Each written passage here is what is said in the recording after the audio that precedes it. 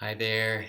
It's Friday night and I'm home. I just had a nice brief meditation, and my cat Tuna got to have some of her dinner, and she's now chilling in her little cat bed.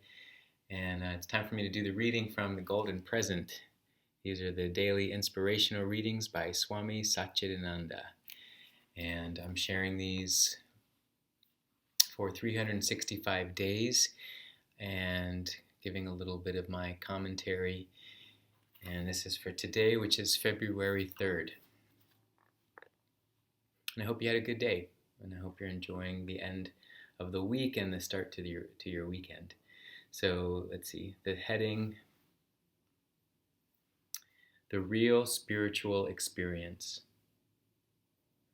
Living and working together as one beautiful family with total love is God. People often ask me, why is it that I've been practicing all these years but I haven't realized God? I haven't had any experience. I don't know what it is that they're looking for. Do they mean they haven't been lifted off the floor a few inches? They haven't had any hallucinations? That's not the kind of spiritual experience you need. You may have some nice visions, you may see some lights, hear sounds, but what is the benefit to others? Real spiritual experience means moving around with a smiling, loving face. That is spiritual. To see the Spirit in others and to love everyone, to rise above these little differences on the lower nature and bring harmony wherever you are. If you can't live harmoniously with others, what is the use of other spiritual experiences? Ultimately, everyone should love you. Keep that in mind. I will live the kind of life that will make everybody love me, and I will love them. If that happens in your life, you will know that you are growing spiritually. Well, that's nice.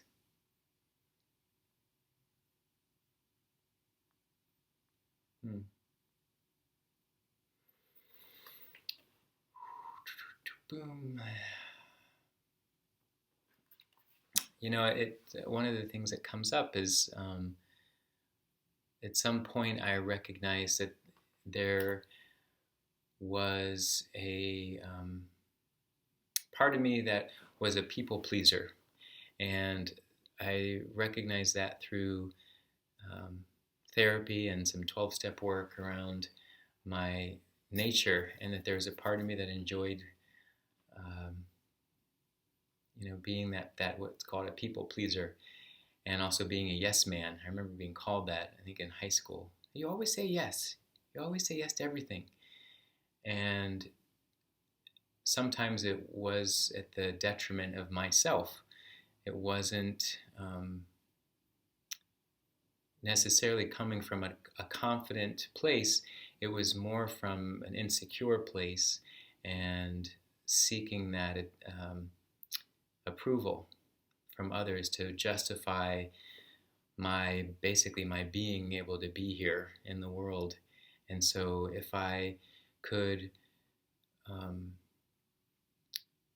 and if I could make other people happy, that at that time in my life it was almost like it was deflecting off of um, or I should say it was, oh, bless you. I don't know if you could hear that. Tuna was kind of sneezing.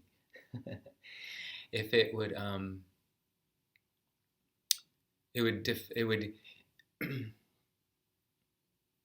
cause a certain type of reaction where I felt like people didn't need to know how I was doing.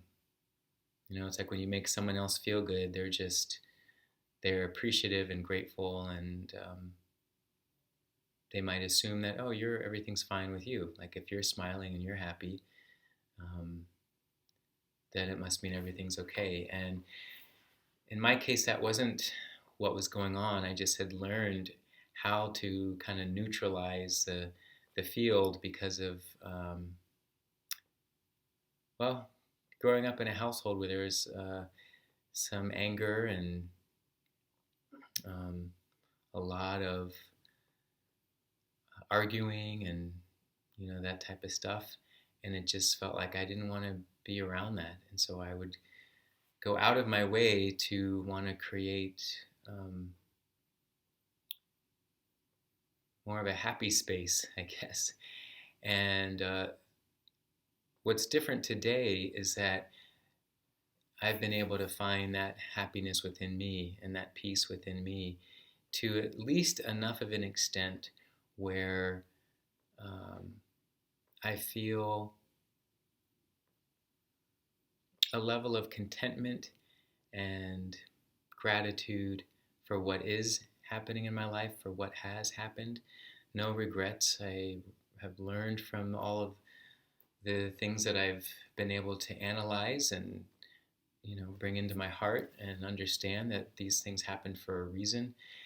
And so I'm in a much different place now.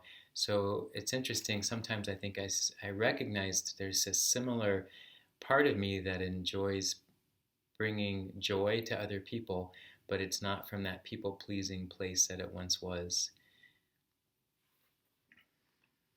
Didn't expect to talk about that, but and I remember when I first started to meditate and get into more of the spiritual practices, I wanted to levitate. I wanted to be able to, look at something and move something with my hands and to, have all these special powers that, I would see on television or these superpowers. And what I like here, it's talked about, and it is talked about in a lot of the spiritual texts, that not to get obsessed with thinking about those kind of things, which could happen.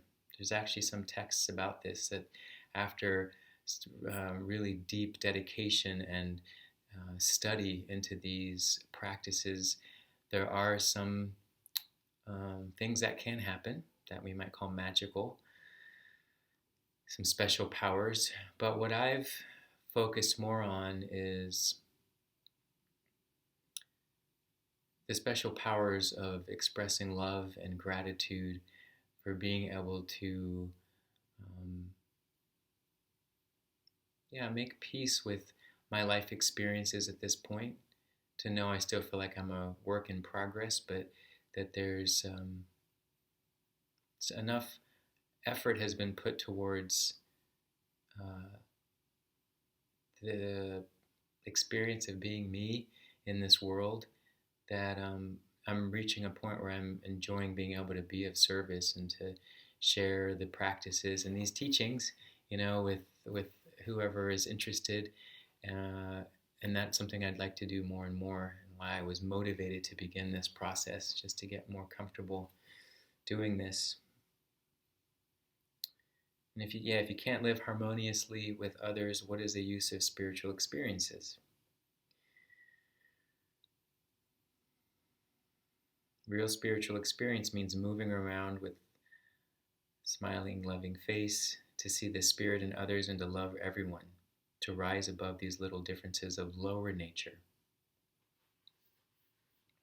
And I feel like that's something that I remember myself doing, and I've seen this happen, is that our lower natures is where we tend to differentiate and separate and kind of organize ourselves to see this and that, where the more of the dualistic natures are, and the higher energies start to merge the dualistic energies and start to move towards that practice of oneness, that experience and vision of oneness. But until then, and most of what we're doing is we're dealing with this dualistic nature, because it's part of how we understand this natural world, this material world.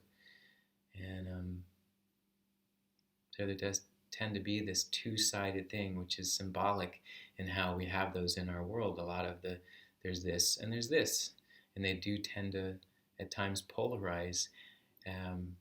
But can they be done in that way that they're a teacher for us, rather than thinking it shouldn't be happening? What is happening in it that is giving us some thing to learn about ourselves, and that ultimately at some stage, there does become this thing where it feels like one. So, okay, so interesting. My screen, I guess it somehow knows to give me a cue. So Oh, is it still recording? Because my screen just went blank. I'm having to do my code to get back on. I think it is still recording. I don't know. Is it set to do like a 10-minute? So interesting. Well, maybe my computer's having a spiritual experience. Or maybe I am. I don't know. All right, that's it for tonight.